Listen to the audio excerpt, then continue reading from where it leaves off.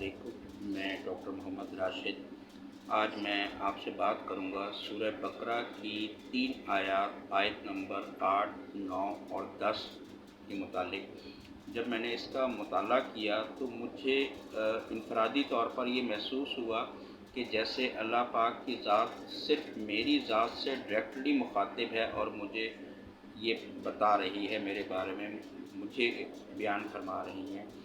سورۃ نمبر 8 میں اللہ تعالیٰ فرماتے ہیں وَمِنَ النَّاسِ مَن يَقُولُ آمَنَّا بِاللَّهِ وَبِالْيَوْمِ الْآخِرِ وَمَا هُم بِمُؤْمِنِينَ، اور جو لوگ کہتے ہیں کہ وہ لوگ جو کہتے ہیں کہ ہم ایمان لے آئے اللہ پر اور یوم آخرت پر، تو وہ ہرگز ایمان والے نہیں ہیں۔ يُخَادِعُونَ اللَّهَ وَالَّذِينَ آمَنُوا وَمَا يَخْدَعُونَ إِلَّا أَنفُسَهُمْ وَمَا يَشْعُرُونَ فِي قلوبہم مرض فزادہم اللہ مرضا ولہم عذاب علیم بما کانوا یکذبون۔ اور وہ دھوکہ دیتے ہیں ان لوگوں کو جو ایمان لے آئے اور اللہ تعالیٰ کو دھوکہ دینے کی کوشش کرتے ہیں، لیکن حقیقت یہ ہے کہ صرف وہ اپنی ذات کو دھوکہ دے رہے ہیں۔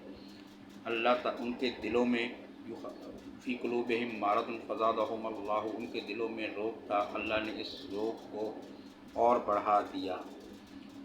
اب پہلی آیت پر ہم دوبارہ آتے ہیں تو ہم جس کا ترجمہ یہ ہے کہ ایمان لے آئے یوم اللہ پر اور یوم آخرت پر۔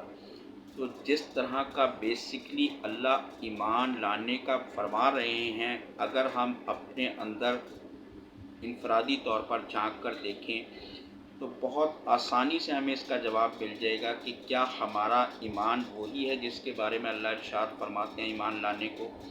کیا واقعی ہم ایمان لاتے ہیں آخرت پر، ایمان اللہ پر؟ اور اگر ہمارا ایمان جس طرح کا اللہ نے ایمان لانے کو کہا اس طرح کا ایمان موجود ہے تو یہ بہت بڑی خوشخبری ہے، نہیں تو سوچنے اور فکر کا لمحہ ہے۔ اس جواب کے بعد شاید بات کرنا مناسب نہیں کہ ہمیں خود سوچنا ہوگا کہ ہم کس طرف ہیں۔ دوسری آیت نمبر 9 میں اللہ تعالیٰ فرما رہے ہیں کہ دھوکہ دیتے ہیں ایمان والوں کو اور دھوکہ دینے کی کوشش کرتے ہیں اللہ کی ذات کو کہ ہم ایمان لے آئے ہیں، ہم نیک ہو گئے ہیں۔ تو کیا ہم اس ذات کو دھوکہ دینے کی کوشش کر رہے ہیں؟ بیسکلی تو ہم اپنی ذات کو دھوکہ دے رہے ہیں، اپنے آپ کو ہم نے خوش فہمیوں میں ڈالا ہوا ہے۔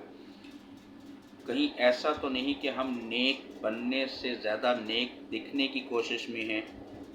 اس آیت کے مفہوم سے ریلیٹڈ یہ بات کہ کہیں ہم نیک بننے کی کوشش سے زیادہ نیک دکھنے کی کوشش میں مصروف تو نہیں ہو گئے؟ اب روگ ہمارے دلوں میں کیا تھا کہ ہم دنیا بھی چاہتے ہیں، آخرت بھی چاہتے ہیں، اور روگ کا جو سبب تھا وہ جھوٹ۔ تو کیا آج ہماری زندگیوں میں جھوٹ ضرورت سے زیادہ نہیں ہو گیا؟